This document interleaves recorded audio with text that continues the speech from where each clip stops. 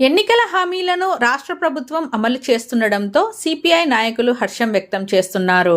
శుక్రవారం రాష్ట్ర కేబినెట్ సమావేశంలో ఇండ్లు లేని పేదవారికి పట్టణ ప్రాంతంలో 2 సెంట్ల స్థలం, గ్రామీణ ప్రాంతాల్లో 3 సెంట్ల స్థలం ఇస్తామని ప్రకటించడాన్ని కర్నూలు సిపిఐ నాయకులు స్వాగతిస్తున్నామని మీడియా సమావేశంలో తెలిపారు. నూతన రేషన్ కార్డులు మంజూరు చేసిన తర్వాత లబ్ధిదారులను ఎంపిక చేయాలని వారు కోరారు. అనంతరం సిపిఐ జిల్లా నాయకులు జగన్నాథం మాట్లాడారు.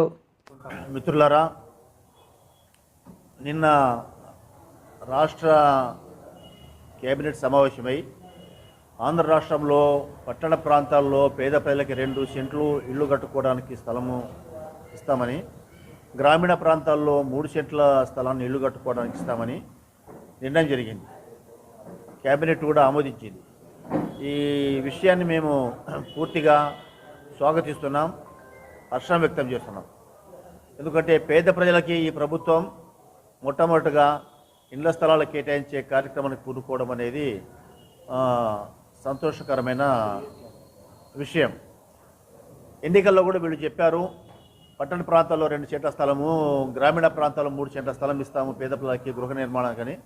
దానిని అమలు చేయడం అనేది స్వాగతించాల్సిన విషయమే.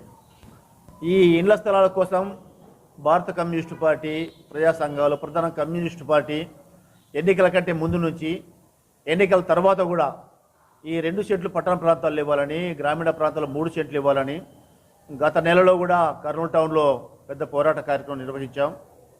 ఈ పరంపరలోనే రాష్ట్ర ప్రభుత్వం కూడా ఈ విషయాన్ని గుర్తించి గమనించి పేద ప్రజల యొక్క డిమాండ్ని గమనించి ఇళ్ల స్థలాలు ఇస్తామని కేబినెట్ ఆమోదం తెలపడం అనేది మంచి విషయమే. దీన్ని మేము వ్యతిరేకించడం లేదు, దీన్ని మరింత పకడ్బందీగా అమలు చేయాలని గట్టిగా చెప్తున్నాం.